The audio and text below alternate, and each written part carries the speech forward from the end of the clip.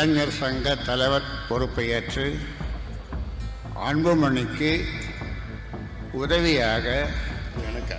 ஆமாம், எனக்குலாம் வேணாம். அவனுக்கு இப்போதான் 4 மாதம் வந்தான் கட்சியில். 4 மாதத்துக்கு முன்னாடி வந்திருக்கிறான். அவனுக்கு இளைஞர் சங்கம்னா என்ன அனுபவம் இருக்குது அவனுக்குலாம்? என்ன அனுபவம் இருக்குது? வேற என்ன போட்டு பண்ணுங்க, நல்ல அனுபவசாலியாக பண்ணுங்க தான் நான் சொன்னேன். களத்தில் நல்ல ஆள் வேணும், நல்ல திறமையாக வேணும்னு. வந்த உடனே போய் அப்புறம் இளைஞர் சங்க பொறுப்பில் போட்டு நான் சொல்றதுதான் நீங்க சொல்லுங்க, கேட்கணும். யாரா இருந்தாலும் நான் சொல்றதுதான் கேட்கணும். எல்லாம் பண்ணுங்க, நீங்க பண்ணுங்க. புரியுதா? நான் சொல்றத கேட்கலன்னா யாரும் இந்த கட்சியில இருக்க முடியாது. இது நான் உண்டாக்குற கட்சி. நான் சொல்றத கேட்கலன்னா யாரும் இந்த கட்சியில இருக்க முடியாது. என்ன சரின்னா சரி, போ போ.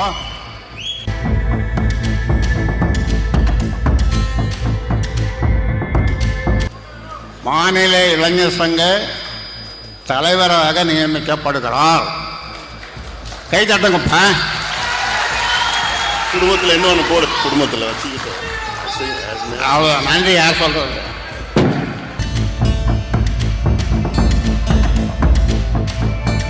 சென்னையில் பனையூரில் எனக்கு ஒரு அலுவலகம் நான் வச்சிருக்கிறேன். ஒரு புதுசாக ஒன்று ஆரம்பிச்சிருக்கிறேன்.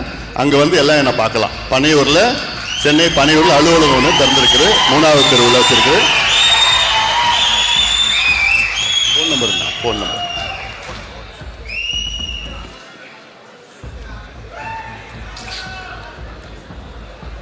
மீண்டும் சொல்லுகிறேன். உங்களுக்கு மாநில இளைஞர் சங்க தலைவர் முகுந்தன் பரசுராமன். 4446060628 குறிச்சிக்கங்க. என்ன தொடர்பு கொள்ளலாம். எல்லாம் வந்து எப்போனா பார்க்கலாங்க. அலுவலகம் இன்னொரு அலுவலகம் திறந்துங்க, நடத்துறதானே சொல்கிறேன். நடத்துங்க. அவர் உனக்கு உதவியாக இருக்க போகிறாரு. முகுந்தன் உனக்கு உதவியாக இருக்க போகிறாரு. அதனால் இதை யாரும் மாற்ற முடியாது. உனக்கு விருப்பம் இல்லைன்னா அவ்வளோதான். வேற என்ன சொல்ல முடியும்?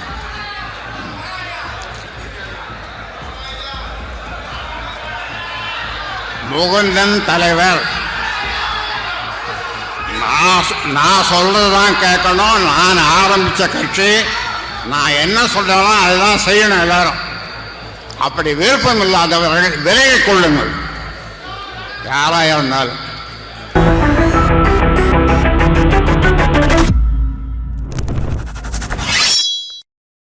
வணக்கம். இது நான் தொடங்கின கட்சி, நான் உருவாக்கின கட்சி. நான் தான் இந்த கட்சியோட நிறுவனர். நான் சொல்றதை தான் இங்கே கேட்கணும். அப்படி கேட்க முடியாதவங்க கட்சியை விட்டு வெளியில போகலாம்.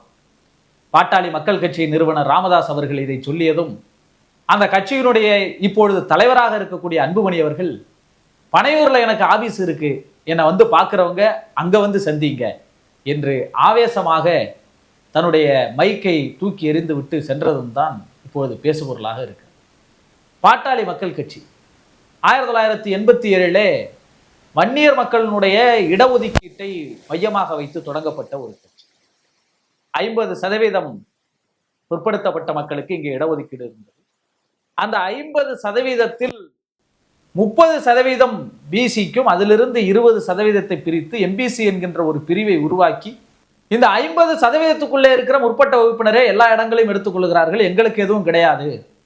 எனவே வன்னிய மக்களாகிய எங்களுக்கு இடஒதுக்கீட்டை பிரித்து தர வேண்டும் என்று 20% தனியாக கேட்டு மருத்துவர் ராமதாஸ் தலைமையில மிகப்பெரிய போராட்டங்கள் நடந்தது.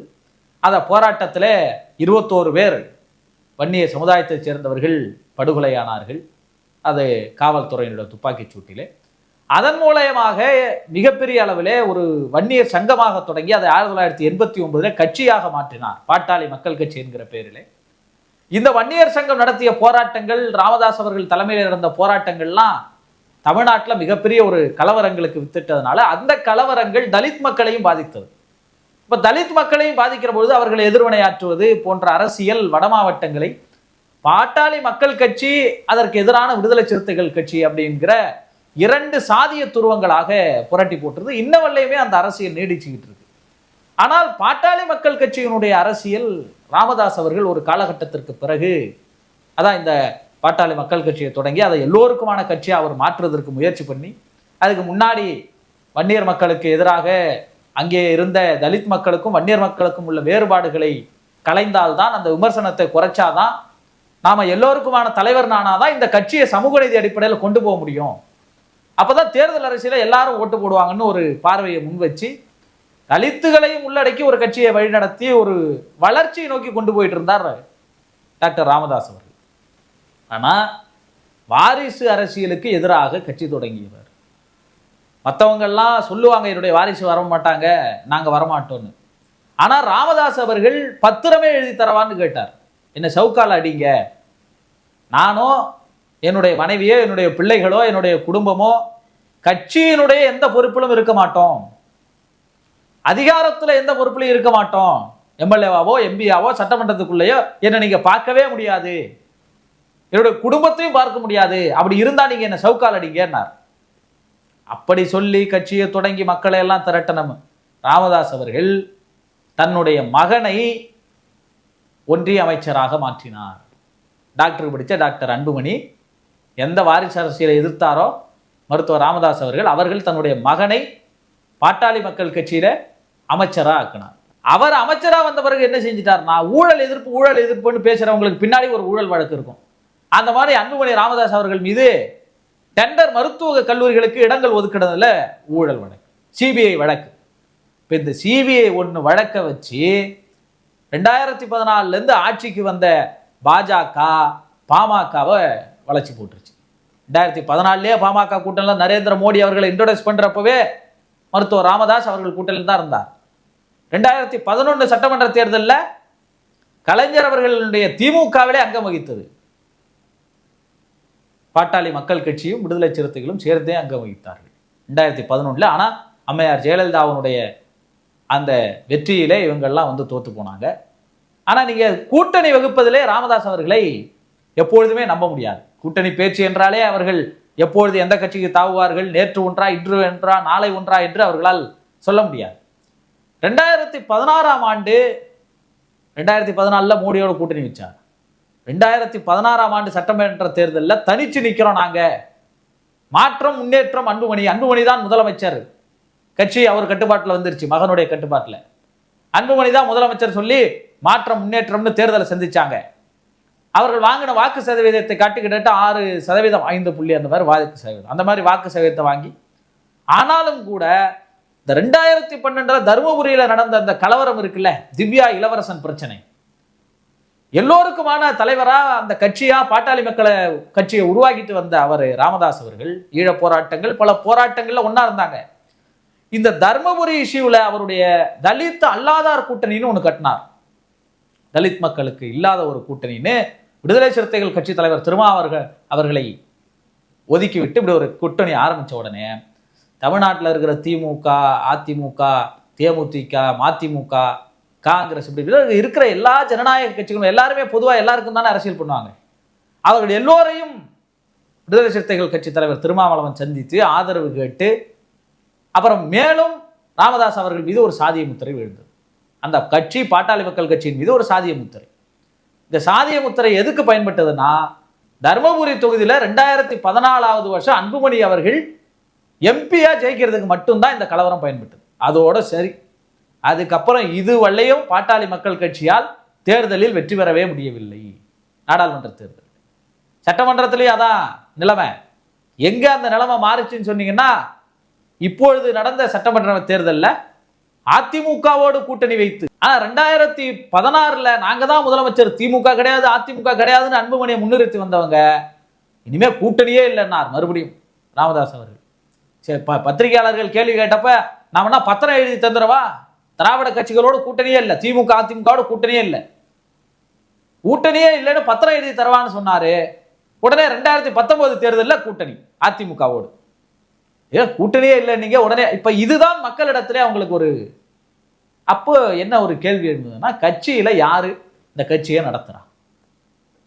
ராமதாஸ் ஒரு கருத்தை சொல்லுவார், அன்புமணி ராமதாஸ், அது ஒரு பனிப்போரா போக ஆரம்பிச்சிருச்சு. அது எங்க அந்த பனிப்போர் வெடிச்சதுன்னா, சமீபத்தில் நடந்து முடிந்த நாடாளுமன்ற தேர்தலில் அதிமுகவோடு கூட்டணிக்கு போவதாகத்தான் பேச்சு. அதிமுகவோட கூட்டணிக்கு போனா, ஏன்னா ஏற்கனவே 10.5% எந்தவித விதிமுறையும் பின்பற்றாம எடப்பாடி அவர்கள் நிறைவேற்றி கொடுத்தார் வன்னியர்கள் மக்களுக்கான இடஒதுக்கீட்டை. ஏன்னா இது தேர்தல் வர இன்னும் கொஞ்ச நாள் தான் இருக்கு, அதுக்கு முன்னாடி நிறைவேற்றினார். இந்த சட்டம் செல்லுமா செல்லாதா, நீதிமன்றம் ஏற்குமா ஏற்காதா, ஓட்டுக்காக நிறைவேற்றினார். அதை பயன்படுத்தி பாட்டாளி மக்கள் கட்சி தேர்தலை சந்திச்சது, 4 இடங்கள்ல வெற்றி பெற்றாங்க. அதிமுகவும் வட மாவட்டங்கள்ல கணிசமா வெற்றி பெற்றாங்க. அப்ப கூட்டணி கணக்குக்காக அதை பயன்படுத்திக்கிட்டாங்க. கோர்ட்டுக்கு போச்சு, அது நிக்காம போச்சு. சரி, 2024 தேர்தலில் அதிமுகவுக்கு டிஎம்கேவோட ஆன்டி கம்பன்சி வாக்கு வங்கிய நாம கோட் பண்ணுங்கிறதுக்காக 2024 இந்த நாடாளுமன்ற தேர்தலில் அதிமுகவோடு பாமக சென்றிருந்தால் திமுகவுக்கு அழுத்தத்தை கொடுத்திருக்கலாம் இந்தியா கூட்டணிக்கு. ஆனா ஒரே இரவுல அந்த கூட்டணி மாறி போச்சு. நாளைக்கு அதிமுகவுடைய சிவி சண்முகம் விழுப்புரம் மாவட்ட செயலாளர், அவரு கூட்டணி வாங்கன்னு ராமதாஸோட பேச்சுவார்த்தைலாம் முடிஞ்சிருச்சு. பார்த்தா காலையில அண்ணாமலையும் அவரோட டீமும் போய் தைலாபுரத்தில் உட்காந்து டிஃபன் சாப்பிட்டுட்டு இருக்கிறாங்க. முதல் நாள் இரவு அதிமுகவோட தான் கூட்டணின்னு சொல்லி மருத்துவர் ராமதாஸ் அவர்கள் உறுதி செய்கிறார். மறுநாள் விடிஞ்சதுக்கு அப்புறம் பாத்தீங்கன்னா அண்ணாமலை தைலாபுரத்துல மருத்துவர் ராமதாஸோட இல்லத்துல உட்கார்ந்து அன்புமணி பரிமாற எல்லாம் சேர்ந்து பாஜகவுக்கும் பாமகவுக்கும் கூட்டணி உருவாகும். அதனோட விளைவு என்ன? தருமபுரியில போட்டியிட்ட பாட்டாளி மக்கள் கட்சியின் நிறுவனரான ராமதாஸ் அவர்களுடைய மருமகள் வாரிசு, நானோ என் குடும்பமோ வாரிசோ தேர்தலே நிக்காதுன்னாரு பாருங்க, அவருடைய மருமகள் அன்புமணி ராமதாஸ் அவர்களுடைய இணையர் அந்த தேர்தலில் தருமபுரியில் போட்டியிட்டு 60 தொகுதி மக்களுடைய வாக்குகளால் அவர் தோற்கடிக்கப்படுகிறார். சரி, இந்த தோல்விக்கு யார் காரணம்? பாமகவுடைய தோல்விக்கு யார் காரணம்? 2014 தேர்தலையும் ஜெயிக்கல, 2019 தேர்தலையும் ஜெயிக்கல, 2024 ஜெயிக்கல, 2014 ஒரு தொகுதி வந்தாங்க. அப்ப இந்த தொடர் தோல்விகளுக்கு காரணம் கூட்டணி பேச்சுவார்த்தையில ராமதாஸ் அவர்களுக்கும் அன்புமணி ராமதாஸ் அவர்களுக்கும் இருக்கிற முரண்பாடு. இந்த முரண்பாடு தான் இன்னைக்கு புதுச்சேரியில் நடந்த புத்தாண்டு பொதுக்குழுவில் வெடிச்சிருக்கு. அதுலயும் பாருங்க, மருத்துவர் ராமதாஸ் அவர்கள் முகுந்தன் என்பவரை இளைஞர் செயலாளராக நியமிக்கிறார். இந்த முகுந்தன் யாருன்னு கேட்டீங்கன்னா ராமதாஸ் அவர்களுடைய முதல் மகள் அவருடைய பையன், அதாவது ராமதாஸ் அவர்களுக்கு பேரன் காந்திமதினு அவங்களுடைய மகள், மருத்துவர் ராமதாஸ் அவருடைய மகள். சுத்தி சுத்தி குடும்பத்துக்குள்ளே தான் பிரச்சனை பாமகவில். ஆனா இவங்க என்ன சொல்லுவாங்க, குடும்ப கட்சியான திமுகவை வீழ்த்தணும்பாங்க. உடனே அன்புமணி அவர்கள் மேடையில கட்சி சேர்ந்து 4 மாசம் தான் ஆகுது, அவருக்கு எப்படி நீங்க பதவியை கொடுக்கலாம், வேற யாராவது போடுங்க, கட்சிக்காக உழைச்சவங்கள. பார்த்தீங்களா இந்த கேள்வி எவ்வளவு நகைச்சுவையான கேள்வி பாருங்க. கட்சிக்காக உழைத்த பக்கத்திலே இருக்கிறாரு மணி, கோக்கா மணி, அவர்தான் பாமகவினுடைய தலைவராக இருந்தாரு. ஏன்னா நானும் என் குடும்பத்தை சேர்ந்தவங்களாம் பதவி வர மாட்டேன்னு சொன்னாரு ராமதாஸ். கோக்காமணியை விட்டுட்டு கட்சியினுடைய தலைவரா யாரை உருவாக்குனாங்கன்னா அன்புமணி ராமதாஸை கொண்டு வந்தாங்க. சரி, இதுவரையும் தலைவராக இருந்த கோக்காமணிக்கு என்ன பொறுப்பு? சும்மா கௌரவ தலைவர்னு ஒரு ஓரமா இருங்க, அவ்வளவுதான். அப்படி மூத்த தலைவர்கள் எல்லாம் ஓரம் கட்டிட்டு இன்னைக்கு தலைவர் பதவியில் உட்கார்ந்து இருக்கிற அன்புமணி ராமதாஸ் சொல்றாரு, என்ன இந்த கட்சியை குடும்ப கட்சியா மாத்தலாம்னு முயற்சி பண்றீங்களா? குடும்பத்தில் அல்லாத ஒருத்தவங்களுக்கு கொடுங்க, கட்சிக்கு நீண்ட காலமா உழைக்கிறவங்களுக்கு கொடுங்க அப்படின்னு அன்புமணி ராமதாஸ் சொல்றார். இல்ல இல்ல, இது ஏற்கனவே ஒன்னை கொண்டு வந்து மருமகளை கொண்டு வந்து பேர பிள்ளைகளை கொண்டு வந்து ஏற்கனவே குடும்ப கட்சியா தான் இருக்கு. இந்த குடும்ப கட்சியில என் மகளுக்கு என்னுடைய பையனுக்கு ஒரு சீட்டு கொடுத்தா என்ன, ஒரு பதவி கொடுத்தா என்ன, எனவே முகுந்தன் தான் நீடிப்பாரு, அதை ஏத்துக்கிட்டா நீ கட்சியில இரு, ஏத்துக்கலன்னா யார வேணாலும் வெளில போங்கிறார். நாம் தமிழர் கட்சி சீமான் அவர்கள் சொல்லிட்டே இருப்பார்ல, கட்சியில பிடிக்கலன்னா வெளில போ வெளில போன்னு. அந்த மாதிரி எல்லாரும் சொல்ற மாதிரி இவர் என்ன சொல்றார், பிடிக்கலன்னா வெளியில போங்க. உடனே அன்புமணி ராமதாஸ் மேடையில பனையூர்ல நான் ஆபீஸ் தொடங்கிட்டேன், எல்லாரும் இந்த பனையூருக்கு தான், நடிகர் விஜய் அவர்களும் பனையூருக்கு தான், அன்புமணி ராமதாஸ் அவர்களும் பனையூருக்கு தான், அடுத்து தமிழ்நாடு சட்டமன்றமும் பனையூருக்கு தான், எல்லாமே அங்க மாறிடும் பனையூருக்கு. அப்படியே பக்கத்துல பீச்சு ரெசார்ட்டு, தமிழக அரசியல் கட்சி தலைவர்கள் எல்லாம் ஜாலியா இருக்கிறதுக்கு இனிமே பனையூர் தான் சட்டமன்றம், நாளைக்கு அறிவிச்சாலும் அறிவிப்பாங்க. சரி, மெரினாவில் இருக்க தலைவர் சிலையெல்லாம் என்ன செய்யுது, அப்படியே பனையூருக்கு தூக்கிட்டு வந்து ஷிஃப்ட் பண்ணிடுங்க, அங்கேயே நம்ம ஈஸியா இருக்கும் மாலையை போறதுக்கு. அப்படி உடனே அன்புமணி ராமதாஸ் என்ன சொல்றாரு, பனையூர்ல நான் ஆபீஸ் தொடங்கிட்டேன், அங்க வந்துருங்க, என்ன வந்து பாருங்கிறார். அப்ப இன்னைக்கு இந்த வாரிசு அரசியலில் தொடங்கியவர்கள் கூட எல்லா வாரிசுகளை கொண்டு வந்துட்டாங்க. அந்த வாரிசுகள்லையும் உருப்படியா யாராவது இருப்பாங்கன்னு பார்த்தீங்கன்னா கட்சிக்குள்ளேயே சண்டை. ஒரு கட்சியை நான் தான் தொடங்கினேன் என்று ராமதாஸ் சொல்லுகிறார். ஆனால் கூட்டணி வைப்பதிலே ஒவ்வொரு முறையும் மகனுக்கும் அப்பாவுக்கும் மாறி இப்ப ராமதாசனுடைய பேரனை போடுறதுல சண்டை வந்து வாரிசு அரசியல் எங்கே கொண்டு போய் நிறுத்துகிறது என்பதற்கு பாட்டாளி மக்கள் கட்சி இடஒதுக்கீடை முன்வைத்து தொடங்கப்பட்ட ஒரு பாட்டாளி மக்கள் கட்சியினுடைய இந்த வீழ்ச்சி தான் ஒரு காரணம். நன்றி, வணக்கம்.